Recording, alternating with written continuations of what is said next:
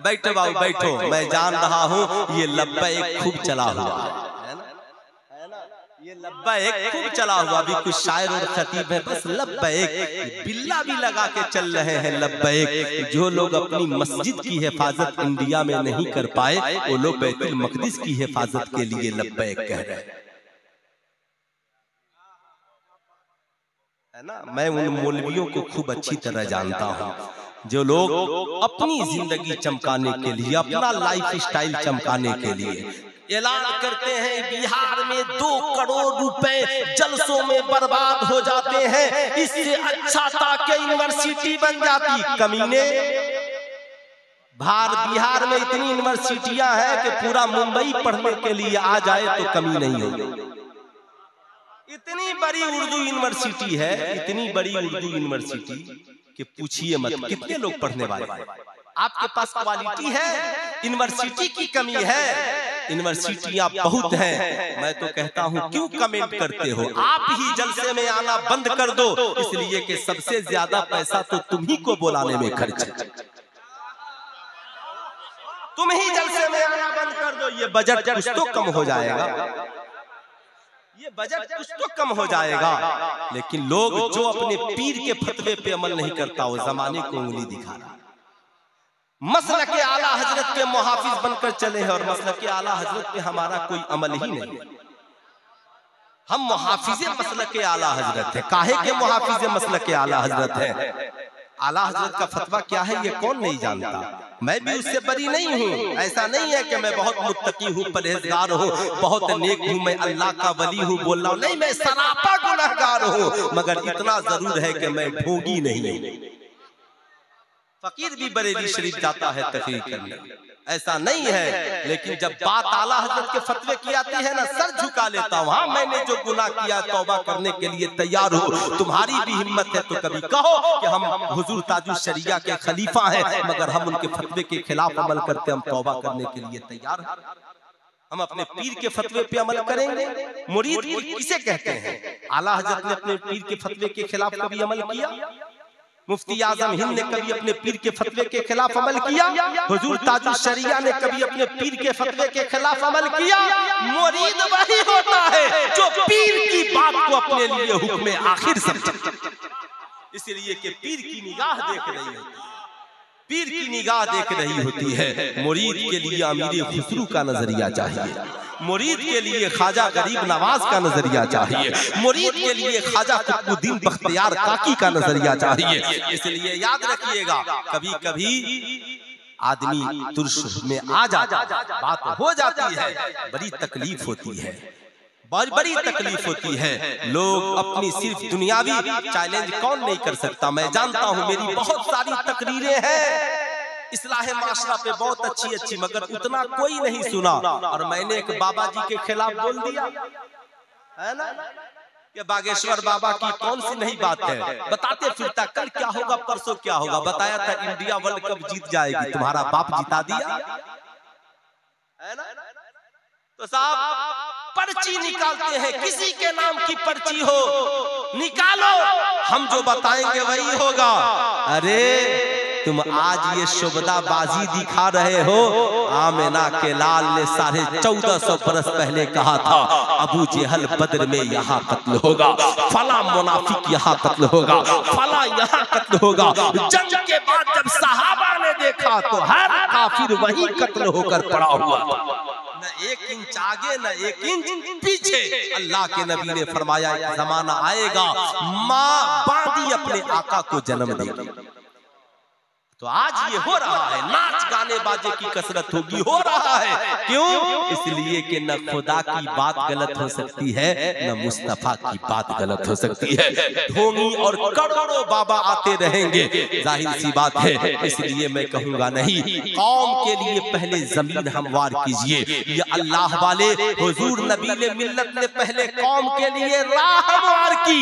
आपकी बस्ती में पहुंचे, देखा जरूरत है, इलाके में मुसलमानों के पास तालीम नहीं है, लोगों का ईमान अकीदा गैर लूट रहे हैं, तो उन्होंने यहाँ पर खानकाह की बुनियाद नहीं यार, रसूलुल्लाह के घर की बुनियाद डाली। उलमा पढ़ाएंगे, बच्चों की इस्लाह होगी, लोग नमाजी बनेंगे, कुरान के कारी बनेंगे, आलिम दीन बनेंगे। अब तो सब ऑनलाइन चल रहा। एक साहब से मैंने पूछा आप कौन काम करते? काम ऑनलाइन पढ़ाते हैं। जाहिर सी बात है कुछ दिनों के बाद सारा काम भी ऑनलाइन हो जाएगा। लोग कहेंगे, जैसे अभी मेरे एक शागिर्द ने फोन किया, हजरत एक बात बताइए। मैंने कहा क्या? कहा सऊदीया में ऑनलाइन निकाह जायज हो गया है। मैंने कहा उसे कहिए ऑनलाइन बच्चा भी पैदा करे, उसे कहिए, है ना, वो कारी एजाज साहब का भी शागिर्द है और मेरा भी है, एहसान खान, है ना। आज फोन किया, हजरत मेरी शादी है, मिलाद में आना। बोला अच्छा तुम्हारी शादी है, ठीक है, खान साहब है वो, है ना। बोले एक बात बताओ, कहा गायबाना नमाज़े जनाजा। मैंने कहा वो जब था तब था, अब नहीं है। कहा यहाँ पर तो लोग ऑनलाइन निकाह कर लेते हैं। मैंने कहा मालूम है हैदराबादी लड़कियां क्या करती हैं? ऑनलाइन निकाह करके पैसा कमाती हैं। जो लड़का सऊदी चला गया, फेसबुक पे दोस्ती हुई, निकाह किया, अकाउंट भेजा, अब जितना दिन वहां रहा हर महीना पैसा लेती रही और जिस्म का मुजाहरा मोबाइल के जरिया करती रही। पूछ लिया कब आ रहे हो? अभी 2 दिन टिकट का है, फ्लाइट पकड़ने वाला, लिख के भेज देती है।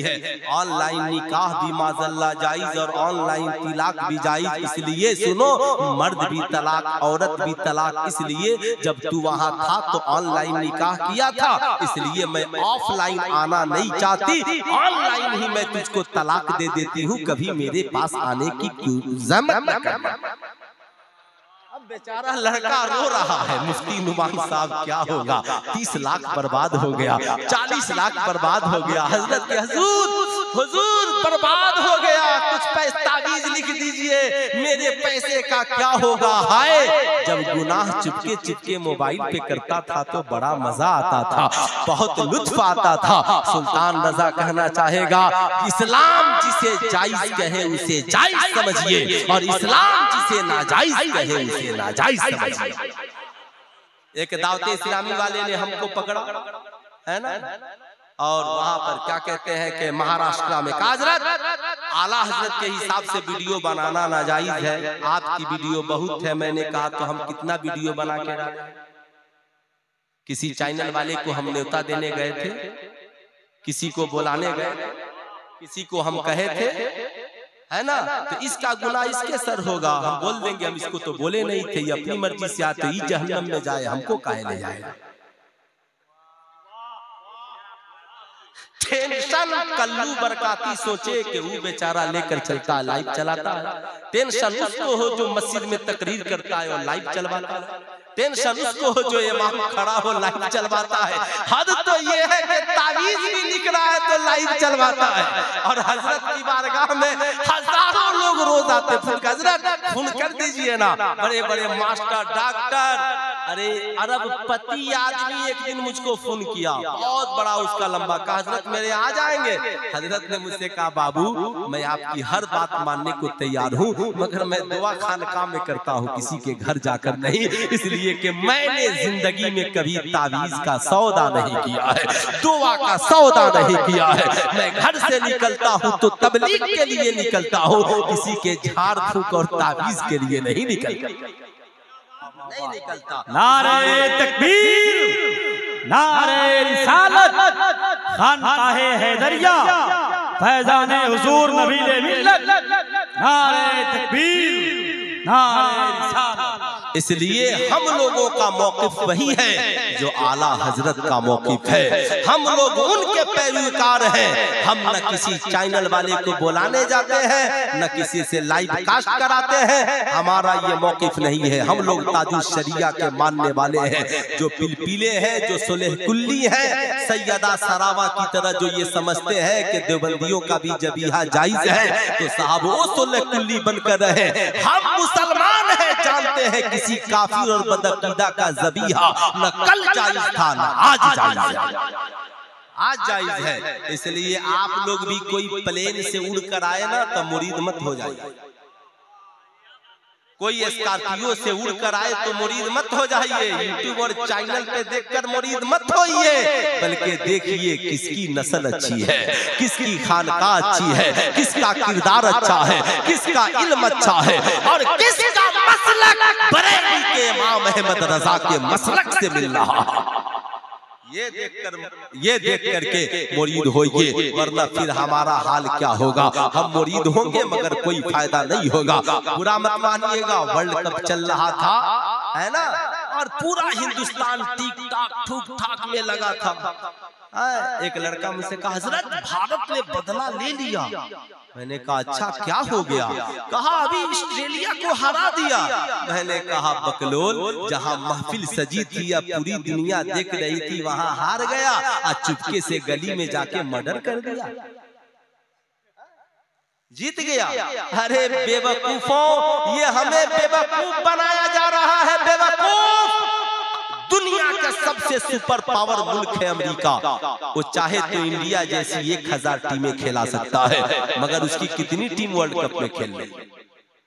दूसरा सुपर पावर मुल्क है रशिया, उसकी कितनी टीम वर्ल्ड कप में खेल रही है? तीसरा सुपर पावर मुल्क है चाइना, जिसका प्रोडक्ट सब लोग इस्तेमाल कर रहे हैं। चाइना की कितनी टीम वर्ल्ड कप में खेल रही है? साहब वो लोग जान रहे हैं कि खिलाड़ी नहीं, भारत में एक ही सदी में एपीजे अब्दुल कलाम बने। कोई अब इंडिया में दूसरा अब्दुल कलाम बनने के लिए तैयार नहीं है, मगर करोड़ों लोग सचिन तेंदुलकर बनने के लिए बेचैन है, करोड़ों लोग विराट कोहली बनने के लिए बेचैन है। जहां ज़िना का बाजार गर्म है, जुए का बाजार गर्म है, आईपीएल में साटा खेला जा रहा है, लॉटरी लगाई जा रही है, करोड़ों लोग बर्बाद और आबाद हो रहे हैं। इस्लाम इन बातों की इजाजत नहीं देता।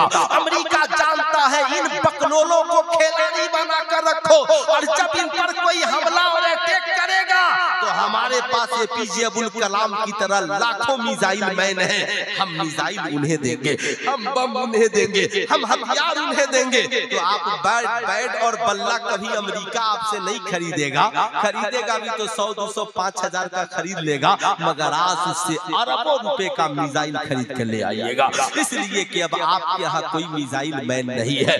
लेकिन अल्हम्दुलिल्लाह इस्लाम वो पाकीज़ा मजहब है जिसने कहा खेल से बचो, बेलौकियात से बचो, बेहयाई बुराई से बचो। सबसे पहले इस्लाम में अगर कोई चीज फर्ज है, नमाज से पहले, रोजा से पहले, हज और ज़कात से पहले कुछ फर्ज है तो वो है तालीम। तलबुल इल्म फरीज़तुन अला कुल्ले मुस्लिमिन व मुस्लिमा।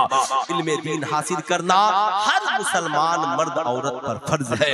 उतलबुल इल्मा मिनल महद इलल लहद। इल्म हासिल करो माँ की गोद से लेकर कब्र की गोद तक। मालिक व मौला की बारगाह में दुआ है, अल्लाह रब्बुल इज्जत हमें और आपको कहने और सुनने से ज्यादा अमल की तौफीक अता फरमाए। पूरा मजमा मिलकर पढ़ लीजिए, अस्तगफिरुल्लाह रब्बी मिन कुल्ली ज़ंबी व अतूबु इलैहि। पढ़ लीजिए ला इलाहा इल्लल्लाह मुहम्मदुर रसूलुल्लाह सल्लल्लाहु अलैहि वसल्लम। अस्सलामु अलैकुम।